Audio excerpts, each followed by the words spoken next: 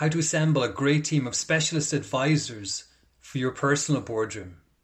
Today I'm really pleased to talk to Amanda Scott from Personal Boardroom. Amanda will talk about her transition from being employed to self-employed and also her business called Personal Boardroom. She summarises their approach to building a great team of specialist advisors. Everyone needs great advisors, so check this one out and subscribe for future episodes. Enjoy. 5, 4, 3, 2, 1, 0.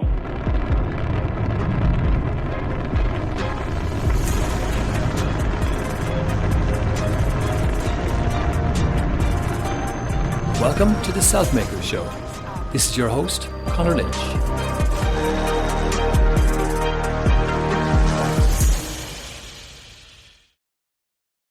Hi Amanda, how are you today? Very well, Conor. Lovely to see you in not quite sunny Meath, but yes. I'm calling from Sligo today, and it's a misty, dank, but not cold morning. Yes, it looks nice and bright and airy. A nice workspace you got there, which is important these days. Absolutely. So we were connected a little while ago, and I learned about your book, the Personal Boardroom, and then the game. You kindly sent me a copy, and I found it very, very interesting. But before we get into all of that, I just wanted to if you could take a few minutes to talk about your background and maybe some of the big career moves you've had through your career to bring you to today. Lovely. So I'm Amanda Scott, and currently I'm co-founder with Dr. Zella King of a company we call Personal Boardroom. And we've been working together probably for coming up to about 7 or 8 years. Before that, I've had a number of iterations in my career. I'm now in my 50s, so I kind of look back almost in terms of decades. From university, I actually got my first experience in the corporate world. I worked in advertising for about 7 or 8 years. I jumped, which was quite a big leap, from advertising into agency work, and I represented actors, Irish actors and British actors for nearly 10 years. And then took a segue really via having a small family into career coaching, looking at how I could support other people through change. And it was coming up to a decade ago where I was working as a career coach, really coming out of the last financial crisis, primarily with people who were in organizations who were looking to see how they could fit themselves into a new restructure or a change. So how could they reinvent themselves internally, or how could they reinvent themselves by leaving the organization and moving outside? And it was at that point, I always knew that there was this whole area of networking that we needed to talk about. It was one of a number of areas that a career coach would be quite familiar with. But I didn't feel at the time that the kind of tools that I was using, which seemed to other people to say you should be going to conferences and meeting lots of strangers and getting to know them, was actually particularly appropriate or relevant or desired by people who actually were looking to see much more closer at hand how they could navigate quite complex organizational structures, or how they could start to think about other ways of using their skills or their interests outside of their organization. So it was really kind of prompted by that I met Zella. She was an academic who'd done a lot of work in the area of career self-management, and particularly the role that your network can play in finding solutions to some of your own career questions, and most importantly, kind of how to find new opportunities. So that was really the basis of the work, which has now continued to evolve and iterate through its own steps over the last few years. Great. Similarly, I worked in advertising as well, the advertising agencies, and then I set up a digital agency. So I know that journey, and then went to self-employment. But tell me about, did you find that difficult going out on your own? So when you moved from employment, say, then to setting up the agency, or moving out, going solo, having more responsibility for everything, how did you find that transition? Yes, I mean, I think most people, and certainly now looking back, I can tell quite a tidy story. But actually, when you're going through it both ways. Of course, it's very messy, and lots of things happen together, and not necessarily in a perfect sequence. So it was very much about kind of feeling my way through. Some of the change I made was kind of self-imposed, and the move for me towards self-employment was really the constraint I had around wanting to be able to be flexible. I had 2 small children at the time, and I found the agency work representing actors was just not something that I really could control my time around. So actually, it, like a lot of particularly women, I think, that move to motherhood is often a time when I actually really want to rethink what work is about, what ambition is about. And at that point, I kind of felt my way into this area of coaching and thinking about career change, probably through my own transition into motherhood. Yeah. I remember my first piece of work actually was I offered to work with somebody who was interested in reevaluating their career at the time. And although she was working inside an organization, she was making some beautiful kind of print work in her studio at the weekends. And she basically offered me a piece of art as kind of, to reciprocate for the work that I did. And I still have that picture, not unfortunately in this office, but I really value that, because I felt that was the first sort of piece of contractual work I did for myself, as opposed to earlier work when I was a salaried employee. That's great. It's even better than having a framed check, which you can't even get the value out of. So, that's great.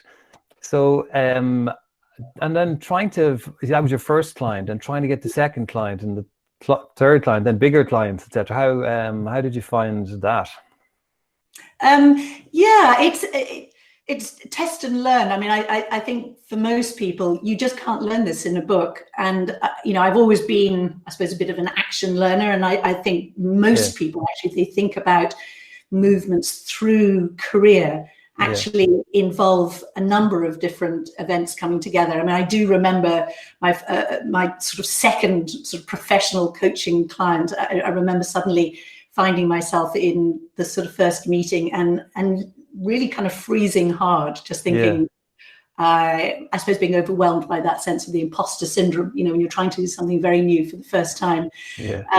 But with each client and with each piece of work, you build competence, and then you build more confidence. And so I think, it is a very stretching time in terms of learning.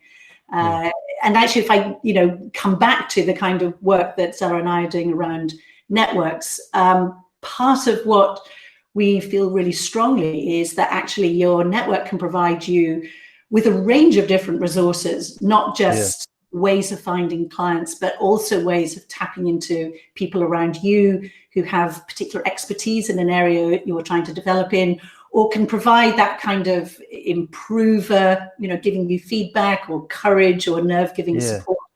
So I think looking back, I probably could have done with actually having more people around me that I could tap into for lots of different things. Part of which was being able to say, help, this is really difficult. What do I do next? So it's great. When you've solved your own problem, a bit belatedly, but with the book and the game, etc. I think we definitely addressed those areas. So do you want to maybe talk about the book and the main personas that are covered as 3 different areas, and maybe talk about those 3 and drill down a little bit into it and tell us about it. Yeah, absolutely. I mean, I think just to, in a way, to step back and just think about the foundations. I mean, when you think about your network, I think it's actually very hard to visualize. I don't know, Conor, if I asked you to kind of, think about all the people it's actually, it's a heady challenge. So often one of the questions that we ask people at the beginning to just gather a little bit of data, a bit of information about their network is, who helps you succeed? If I asked you, Conor, who are the names of the people that help you succeed? Or even if you're sitting at home and you're listening to this interview, you could just get out a piece of paper and just take a quiet minute just to jot down the names of the people that you think about. But then actually we want to think about where those people are in relation to you, you could strike out a few categories. You could think about, well, who are the people that you wrote down that, are in the same team or doing the same work as you. Yeah. You could think about people who are in your kind of everyday work world, slightly further out. And then you could think about all your kind of friends and family. And if you struck out the names of the people that you'd written down that fall within those categories, what can be interesting is to look and see how many people you've got left. Yeah. And every time we do that activity, what we find is that it actually tends to be quite a small number. I mean, people would often say there's only 2 people left. So it's beginning to be aware that actually there are certain things that in human networks that we're all kind of subject to. One is that we tend to kind of, we tend to focus and cluster on relationships which are convenient and relevant, with people who are similar and familiar to us. But actually, in that happening, we're actually missing out on some of the real opportunities your network can provide in giving you access to people who, move in different circles, swim in different pools, who know different things from you, or who think and believe differently. So the framework that we've developed based on some of these intuitions from network science, and particularly looking at, say, the network characteristics of what you might call high performers. And what we find is that you might expect these networks to be very large, and for some they are, but actually what really differentiates these networks is they tend to focus on a small number of high quality relationships with people who provide what we call kind of sort of structural diversity. So we tend to talk about a personal boardroom being a little bit like you being chief executive of yourself. You've got a table with lots of seats around you. If you could, using that metaphor, put the best person in each of those seats, you'd be guaranteed a sort of a network of real capability and strength around you. So we tend to talk about kind of 3 categories of roles. So we've got people who play what we call information roles. These are the people that are a source of new knowledge and new insight and new information. And we've got what we call the power roles, and these are the engine, if you like, of any network, because these are the people that give you access to people who can help you, to decisions you might want to get made, to resources, whether it's, time, data, budgets, that you need to enable you or to kind of catalyze you. And then we've got that third area of roles I talked about, in a way we call them the development roles, the people that see you as a work in progress, the people that provide, courage and balance and improvement and challenge.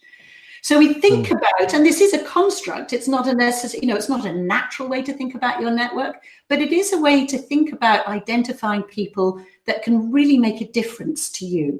And if you're thinking about that transition towards self-employment, or you're thinking about getting yourself started because you're now already there, it's identifying maybe 6 to 12 relationships, people that can play those information roles, be a customer voice for you, be a source of expertise, be able to navigate a market or a business or an area that you want to know more about, or be a source of inspiration, somebody that can disrupt your habitual ways of thinking and unlock new ways of thinking about problems that you might have. And you might have in the power roles, you might have sponsors, people that help you to be visible in places where you're not. People that, what we call influencers, and we know about influencers in social media, but actually these are the people that have the ear of the people that you might want to be impacting. These are opinion formers. And also, thinking about unlockers, people who have that kind of formal position of power that they can say yes to a budget for you.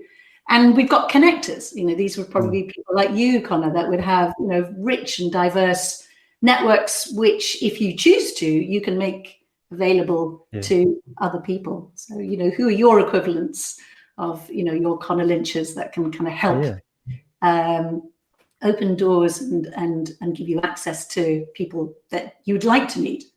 And then, the development roles, we talk about nerve givers, we talk about anchors, we talk about challengers, and we talk about improvers. So anybody who's even listening to this now could sit down and even with that list of who helps them succeed, just think about who plays those roles for me and where might I have some gaps? Thinking about the kind of intentions I've got, the kind of goals I've got. Who should I, or who could I, who might I ask to play that role for me?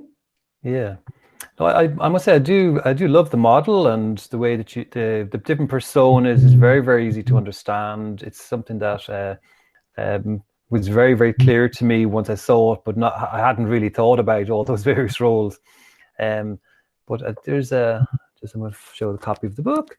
And so it's a great model, and it's also gamification, just to try and help people to figure those out themselves, is also like really great. So tell me about you did, was it self-published? Yes. My colleague Zella is the writer of the pair, and she also has works with a great sense of urgency. So I think it was something that we wrote because clients wanted a sort of a how-to. They wanted something that they could apply themselves. And so we wrote the book, I think, back in 2014, and we published it. And we continue to make it one of the tools that we offer. We also have an online tool, and there is a different versions of the online tool, depending on how much kind of video content and how much kind of help you want.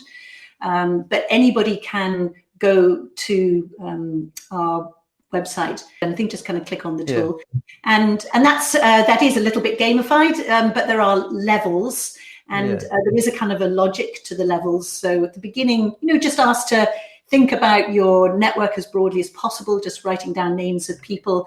And then through the levels, we invite you to think about reach. So, who are the people that you've got who are kind of close to you and who might be further away. So inviting you to kind of think about extending your network beyond obvious and familiar names. And also to check for diversity. What we're thinking about really are thinking partners who bring contrary and different beliefs and perspectives that can, really force you to articulate more clearly or think harder about what it is you are trying to say or trying to communicate to others. So checking for diversity, just thinking about the people around you, is everybody still in advertising around you, Conor? Have you broadened out from that? Yeah, absolutely. So, people, what we find through our careers is that, we tend to go on a journey with people whose careers maybe have been shaped by some of the same experiences. That's very supportive and incredibly helpful and kind of easy for us to share ideas with, but doesn't necessarily bring the kind of freshness and difference that actually a really flourishing or expanding network can do. And the final level of the online tool is really to sort of converge from maybe a long list down to a slightly shorter list, and just to think about what is the action that I might take. What kind of frequency of interaction do I need with some of these people in order to build a relationship of substance where I can have kind of purposeful conversations, ask for their insights, ask for their feedback. And also then, taking a step back, thinking about how I can play roles for other people. Sometimes people will say to us, it's quite hard for me to go to somebody I don't know that well and ask for help. But actually, if you think about all the ways in which you probably have expertise and skills and knowledge and things that you could offer to somebody else, it's I suppose that the kind of carbon footprints, the way of kind of offsetting my ask by offering help, and just thinking about it at the level of my network rather than in a very transactional way between just one-on-one relationships. That's really, really interesting. So practically, so would you like speak to somebody an hour every month or an hour every quarter, or how would it happen, say, with typically if I wanted to try and bring somebody into my personal boardroom? Well, I think it's going to depend, because some of those relationships you want, I mean, things like improvers and stuff, you want them to be very close to you. You want them to be in your world so they can see what you're doing, and they can just kind of, give you little bits of regular feedback. But if you're thinking about inspirers, by their very nature, they're people that operate in different circles and swim in different, kind of different pools. So actually, you don't need a huge amount of interaction. You just need to know where to find them and to be able to download the world from their perspective. So level 5, you decide the frequency. It could be once a week, once a month, once a quarter. And actually, in a way, what you'd imagine is, in an ideal world, a personal boardroom really framed by different levels of interaction with different types of people, depending on the role. Yeah, great. So they never get together, except really in your framework. These people, you take all those different pieces of advice, etc. So that's yeah, it is designed a little bit like a sort of a hub and spoke network, where you're at the center of it and you're getting the maximum benefit. So just thinking about whether the people in your personal boardroom need to meet each other, I think it's entirely down to you. It might be sort of at its most useful for you to just have all those independent relationships and you manage those, but that's quite demanding. However, thinking about some of the actual people who are playing roles, you may well find that actually your sponsor and your unlocker and some of your influencers do know each other and should know each other. And the question is whether you talk to them separately or whether you find an opportunity to bring them together to pose particular questions. So I think ultimately you are the chief executive, so you make the decisions about how your people interact with one another. But the principle is, if they all know each other and you know them too, whether or not there's enough freshness, whether there's enough novelty or real interest or new ideas that can be sparked within that network. Yeah, that would potentially then be more maybe for a group want to regularly get together and everybody gets something out of it, would be more like a mastermind group, I guess. Yeah, I mean, a mastermind group is a fantastic commitment to drawing on the kind of the mutual support and difference between a group of people. It may well be that after a while that group has more overlaps than they do difference. So, but certainly, the principle of a mastermind group has been well understood to be very effective in creating that kind of that balance and that support and that accountability between individuals who are trying to get different things done. Yeah, great. So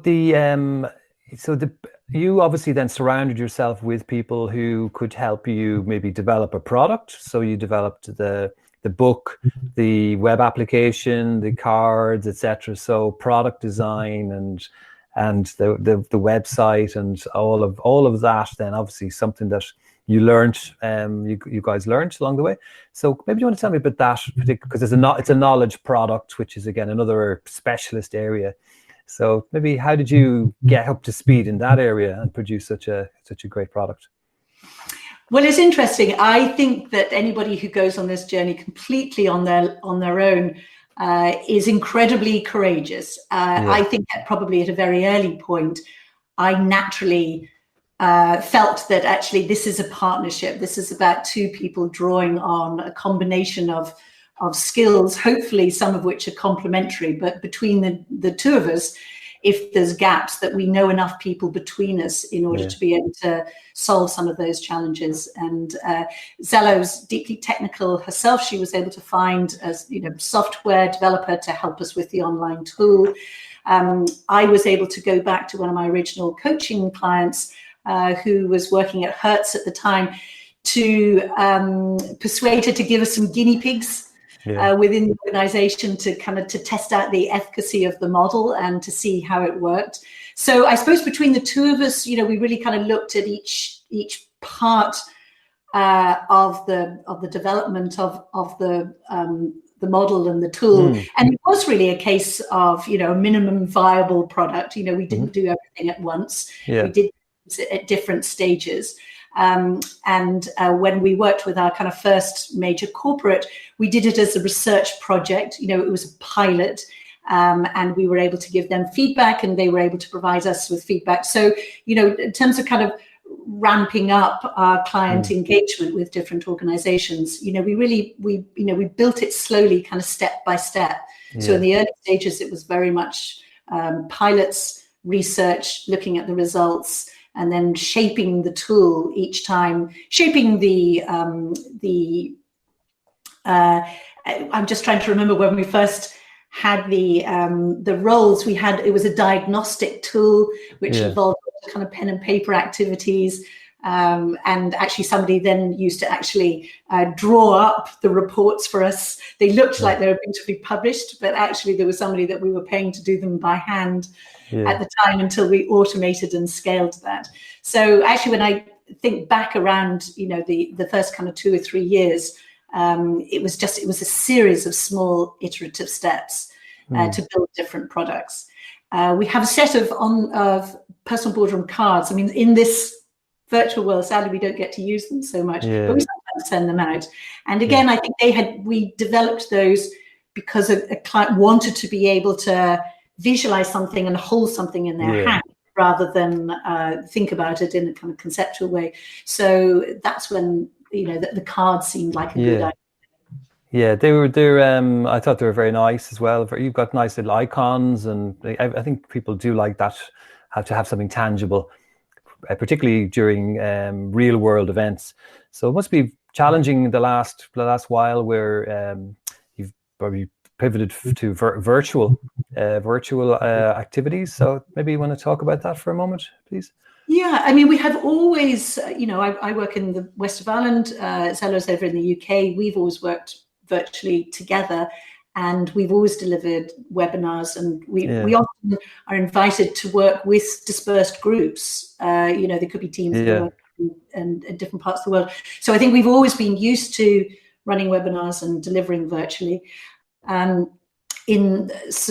the last year, I think one of the things that we're aware of is that the kind of real-time interaction is very valuable. We've tried to seek ways of, I think we call it sort of a flipped classroom, of actually, pre-designing the event so that content is delivered beforehand. So people who are, spending so much time on screen are able to access and use that content in their own free time. And by the time we actually get together live, like you and I are doing now, we can actually kind of draw on what they're interested in and kind of deepen their knowledge, rather than, me kind of delivering all the content fresh. So I think that's one of the steps that we've taken. Yeah, great.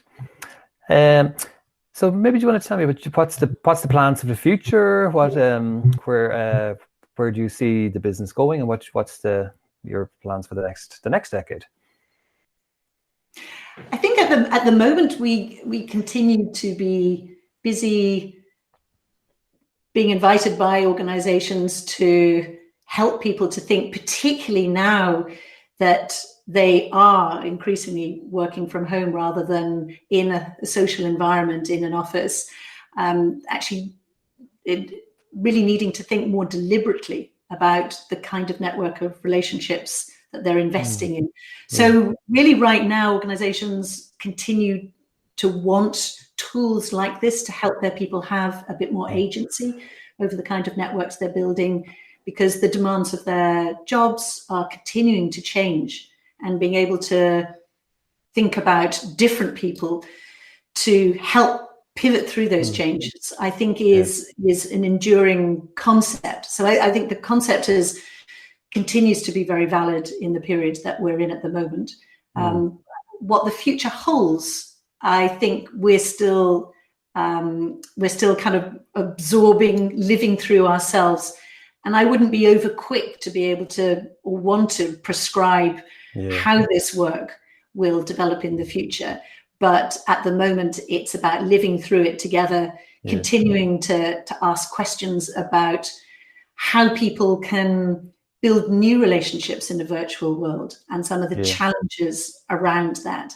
How do they get to meet people, and how do they go from beyond the kind of initial conversation with somebody into, you know, new relationships that can really help them. So I think it's a period really of kind of gentle, intuitive research that hopefully will evolve into a new way of doing this work in the future. Yeah. Okay, very good. Maybe I could ask you if there's any books or apps or, you know, podcasts apart from your own, which I would recommend. Is that any that you would recommend that you find useful, or for people to learn more about the things that you like to learn about? Yes, there's two books that I have continued to read and talk about in the last few years, which I would love to be able to recommend. One is by an author, Herminia Ibarra, who's now at the London Business School and was at INSEAD for a long time. And she wrote a book called Working Identity well over a decade ago. I came across it in a bookshop, and it was one of the books, I still remember being in West Hampstead, finding it in a bookshop, that actually really helped me to think about the kind of changes I made. And I listened to her being interviewed recently. And despite the fact that she's written a number of books since, people keep asking her about working identity. And it's really about the kind of iterative nature of how we find and continue to reinvent ourselves through our careers. I love that book. This idea of kind of, you know, we have a number of different kind of working selves. And she describes a very active process of kind of testing out different identities before committing to a new one. Okay. And the other one is by an author called Adam Grant. Again, Adam is a prolific writer and has a number of books. But again, he wrote a book about a decade ago called Give and Take. And in it, he creates a real evidence base for why being an initiator of generosity, we know those phrases like paying it forward, but being somebody who helps if they can in a smart way and asks for help also, is a really successful strategy for building a kind of a flourishing network that feeds you. So I think Give and Take, if you're worried about asking for help and worried about being seen as a taker, I think that's a terrific book to read. They sound like great recommendations, so I look forward to checking them out. How do people find you? So maybe tell us about your website address, etc. www.personalboardroom.com. Bit of a mouthful, but once you've written it once, it should be easy to find. So by all means, if there's anything there that you've got questions and you want to ask us, that's probably the easiest way to get in touch. Yeah, no, I think it's very memorable. I think it's a strong domain, and it matches well with the book, and so I think everything is really great. So it's been, again, I really wanted to chat to you to learn more about yourself and what you were up to, and you know, and let other people know about the great work that you've done. And I just want to thank you very much for your time. It's been fantastic talking to you, Amanda. That's a pleasure. Thanks, Conor. Thank you. Hopefully talk to you very soon. I hope you enjoyed my chat with Amanda, and make sure you subscribe for future episodes. And also go to selfmakers.com, where we want to help you with self-made career success and offer you a free workbook sample. Bye for now.